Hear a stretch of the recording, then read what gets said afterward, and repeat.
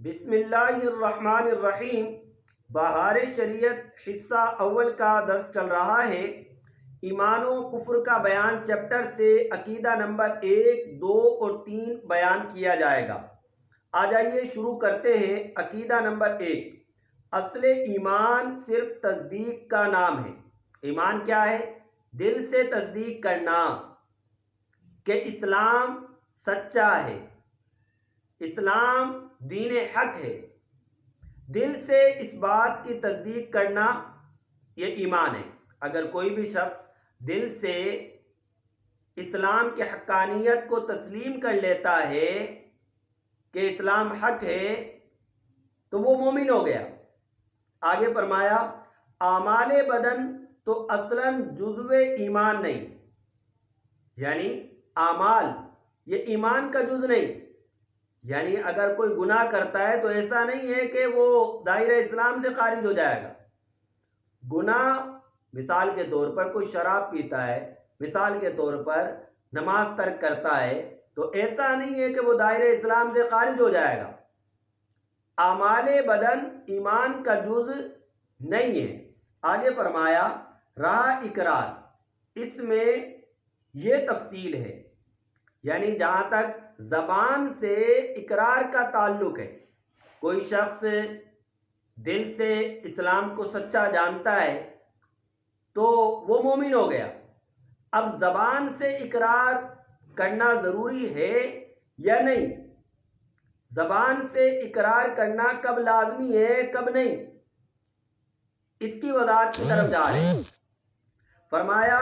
کہ اگر تصدیق کے بعد اس کو اظہار کا موقع نہ ملا تو عند اللہ مومن ہے۔ یعنی اگر کوئی شخص دل سے اسلام کو تسلیم کر چکا لیکن ابھی اس کو اظہار کا موقع نہیں ملا، اس کا انتقال ہو گیا، تو ایسی صورت میں تو وہ مومن ہے، اللہ کے ہاں مومن ہے۔ چونکہ اس کے ایمان کا اظہار نہیں ہوا تو ہمیں نہیں پتا کہ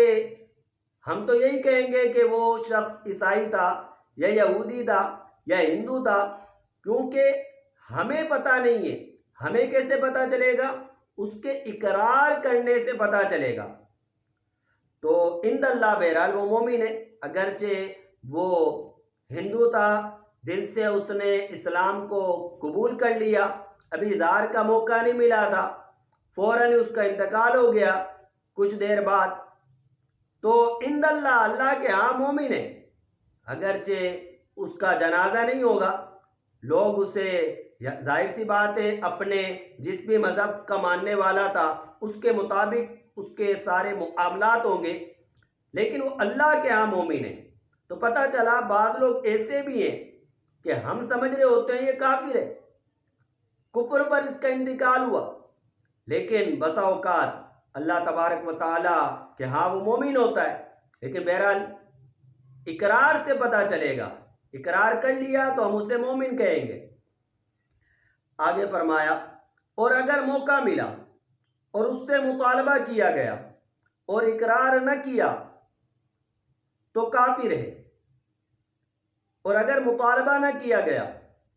تو احکام دنیا میں کافر سمجھا جائے گا، نہ اس کے جنازے کی نماز پڑھیں گے، نہ مسلمانوں کے قبرستان میں دفن کریں گے، مگر عند اللہ مومن ہے۔ اگر کوئی امر خلاف اسلام ظاہر نہ کیا ہو، یعنی اقرار کا موقع ملا اور کسی نے مطالبہ بھی کیا، پوچھا کہ تم مومن ہو یا کافر ہو، دل سے وہ تصدیق کر چکا تھا، چپ چاپ معاشرے میں گھوم رہا ہے، اقرار کا موقع ملا ہوا ہے، اب کسی نے مطالبہ بھی کر لیا کہ بتلائیے کہ آپ مومن ہیں یا کافر ہیں، مطالبے پر اس نے کہا اقرار کر لیا تو ٹھیک ہے، اور اگر مطالبے پر اس نے کہا نہیں نہیں میں مسلمان نہیں ہوں تو وہ شخص کافر ہے۔ یعنی مطالبہ کیا گیا تو پھر اقرار ضروری ہے، مطالبہ کیا گیا تو پھر اقرار ضروری ہے، اور اگر مطالبہ نہیں کیا گیا، وہ دل سے اسلام کو قبول کر چکا ہے، مطالبہ کسی نے نہیں کیا، کسی نے ابھی تک اس سے پوچھا نہیں کہ تمہارا مذہب کون سا ہے، وہ عام لوگوں کی طرح گھومتا ہے، اپنا مذہب ظاہر نہیں کرتا، وہ چپ چاپ گھوم رہا ہے، کسی نے مطالبہ بھی نہیں کیا، کسی نے اس سے پوچھا بھی نہیں، اب اس کا انتقال ہو جاتا ہے، تو چونکہ اس نے اقرار نہیں کیا تو اس کے ساتھ سارے معاملے غیر مسلم والے کیے جائیں گے، یعنی احکام دنیا میں، دنیاوی لحاظ سے، ورنہ عند اللہ کے ہاں وہ مومن ہے۔ تو خلاصہ کلام یہ ہوا کہ ایمان نام ہے تصدیق کا، دل سے تصدیق کرنے کا، اعمال ایمان کا حصہ نہیں ہے۔ اگر کوئی گناہ بھی کرے تو وہ گناہ کرنے کی وجہ سے اسلام سے خارج نہیں ہوگا۔ اور جہاں تک اقرار کا تعلق ہے کہ زبان سے اقرار،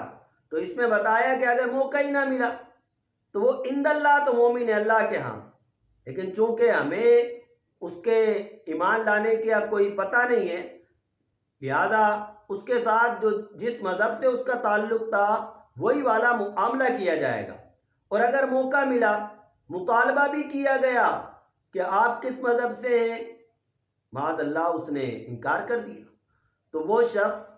کافر ہو گیا، اس کا گویا کہ اس نے اسلام کو مانا ہی نہیں۔ اور اگر اس سے مطالبہ نہیں کیا گیا، موقع ملا لیکن کسی نے ابھی تک اس سے پوچھا نہیں تھا، پھر اس کا انتقال ہو گیا، تو چونکہ اس نے اقرار نہیں کیا، ہمیں نہیں پتا کہ وہ مسلمان ہو گیا تھا یا نہیں، تو اس کے ساتھ سارے معاملات وہی والے کیے جائیں گے جو غیر مسلم والے ہیں، یعنی جیسے بھی وہ اپنے رسم و رواج کے مطابق کسی مردے کے ساتھ کرتے ہیں وہ کریں گے، لیکن اللہ کے ہاں وہ مومن ہیں۔ عقیدہ نمبر 2، مسلمان ہونے کے لیے یہ بھی شرط ہے کہ زبان سے کسی ایسی چیز کا انکار نہ کرے جو ضروریات دین سے ہے، اگرچہ باقی تمام باتوں کا اقرار کرتا ہو۔ اگرچہ وہ یہ کہے کہ صرف زبان سے انکار ہے، دل میں انکار نہیں، کہ بلا اقرار شرعی مسلمان کلمہ کفر صادر نہیں کر سکتا، وہی شخص ایسی بات منہ پر لائے گا جس کے دل میں اتنی ہی وقت ہے کہ جب چاہے انکار کر دے، اور ایمان تو ایسی تصدیق ہے جس کے خلاف کی اصلاً گنجائش نہیں۔ یہاں فرما رہے ہیں کہ مسلمان ہونے کے لیے یہ بھی شرط ہے کہ زبان سے وہ کسی ایسی چیز کا انکار نہ کرے جو ضروریات دین سے، ضروریات دین میں سے کسی کا انکار کر دے گا تو پھر وہ مومن نہیں ہے۔ جیسے اگر کوئی کہتا ہے کہ میں مسلمان ہوں، پھر کہتا ہے کہ غلام احمد قادیانی اللہ کے نبی ہے، یعنی ختم نبوت کا انکار کرتا ہے، تو ایسا شخص دائرہ اسلام سے خارج ہو جائے گا۔ تو ضروریات دین سے کیا چیزیں مراد ہیں وہ پچھلے درس میں ہم اس کی وضاحت کر چکے ہیں۔ یہاں پر ہم اتنی بات بتا رہے ہیں کہ اسلام ہو، مسلمان ہونے کے لیے یہ بھی شرط ہے کہ وہ ضروریات دینی میں سے کسی کا انکار نہ کرے، ورنہ وہ مومن نہیں رہے گا۔ بعض لوگ مذاق میں کلمہ کفر کہہ دیتے ہیں کہ کسی نے پوچھا آپ کون ہیں، کہا میں عیسائی ہوں، تو مذاق میں بھی کلمہ کفر اگر کوئی کہے گا تو وہ دائرہ اسلام سے خارج ہو جائے گا۔ اللہ تعالیٰ نے ایمان کی دولت عطا فرمائی ہے، اس کی حفاظت کرنی چاہیے۔ اب آگے فرمایا، اس میں ایک مسئلہ بیان کر رہے ہیں، اگر معاذ اللہ کلمہ کفر جاری کرنے پر کوئی مجبور کیا گیا، یعنی اسے مار ڈالنے یا اس کا عضو کاٹ ڈالنے کی صحیح دھمکی دی گئی کہ یہ دھمکانے والے کو اس بات کے کرنے پر قادر سمجھے، تو ایسی حالت میں اس کو رخصت دی گئی ہے، مگر شرط یہ ہے کہ دل میں وہی اطمینان ایمانی ہو جو پیشتر تھا، مگر افضل جب بھی یہی ہے کہ قتل ہو جائے اور کلمہ کفر نہ کہے۔ یعنی کسی کو مجبور کیا گیا، اقرار شرعی، یہ مجبوری سے مراد یہ نہیں ہے کہ کوئی تھپڑ مار دے گا، مجبوری سے مراد یہ نہیں ہے، جان سے مار دے گا، کوئی عضو کاٹ دے گا یا بے انتہا تکلیف پہنچاتا رہے گا، ایسی صورتحال یعنی اقرار شرعی تو ایسی صورت میں اگر کسی کو مجبور کیا گیا ہے وہ کلمہ کفر کہہ دیتا ہے تو پھر بھی وہ مومن ہے۔ ہاں افضل یہی ہے کہ کلمہ کفر نہ کہے اگرچہ اس کی جان چلی جائے، افضل اعلیٰ اور بہتر تو یہی ہے، لیکن اگر بالفرض وہ کلمہ کفر کہہ دیتا ہے تو اب کیا حکم ہے؟ تو کیونکہ وہ اکراہ شرعی ہے، یعنی اس کو مار ڈالنے کی دھمکی ہے اور سامنے والا ایسا پاور رکھتا ہے کہ مار ڈالے گا، یا اس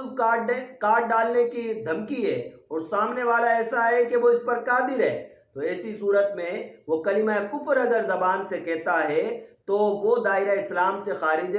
نہیں ہوگا۔ ہاں بہتر یہ ہے کہ جان دے دے، کلمہ کفر زبان پر نہ لائے، یہ افضل و اعلیٰ ہے، عند اللہ شہادت کا رتبہ پائے گا اور اعلیٰ مقام پائے گا۔ مسئلہ نمبر 2، عمل جوارح داخل ایمان نہیں، البتہ بعض اعمال جو قطعاً منافی ایمان ہوں ان کے مرتکب کو کافر کہا جائے۔ یعنی ویسے تو اعمال ایمان میں داخل نہیں ہے،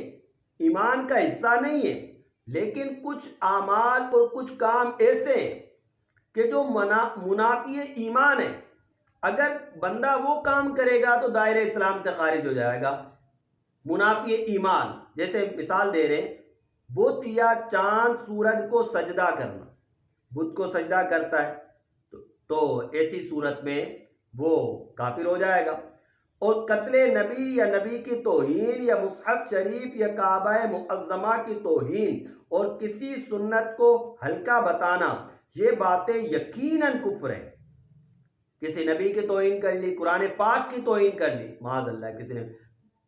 پھینک کے مارا قرآن پاک کو، معاذ اللہ، تو وہ دائرہ اسلام سے خارج ہو جائے گا۔ ایسے اعمال جو کہ ایمان کے منافی ہے،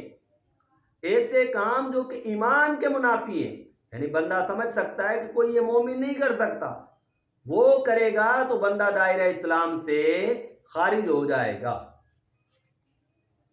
فرمایا یوں ہی بعض اعمال کفر کی علامت ہے، جیسے زنار باندھنا، سر پر چوٹیاں رکھنا، قشقہ لگانا، ایسے افعال کے مرتکب کو فقہائے کرام کافر کہتے ہیں۔ تو فرمایا تو جب ان اعمال سے کفر لازم آتا ہے تو ان کے مرتکب کو از سر نو ایمان لانے اور اس کے بعد اپنی عورت سے تجدید نکاح کا حکم دیا جائے گا۔ یعنی اگر کوئی بندہ کوئی کفریہ کام کر لیتا ہے تو دائرہ اسلام سے خارج، دوبارہ تجدید ایمان کرنا ہوگا، دوبارہ سے نئے سرے سے ایمان لانا ہوگا، اور نکاح بھی چونکہ ختم ہو چکا، دوبارہ ان کا نکاح کروایا جائے گا، وہ نکاح ان کا ہوگا۔ اللہ تبارک و تعالی جو کچھ سنا یا ارحم الراحمین ہمارا خاتمہ ایمان پر فرمانا اور ہم سب کو مرتے وقت کلمہ طیبہ پڑھنا نصیب فرمانا۔ وآخر دعوانا ان الحمد للہ رب العالمین۔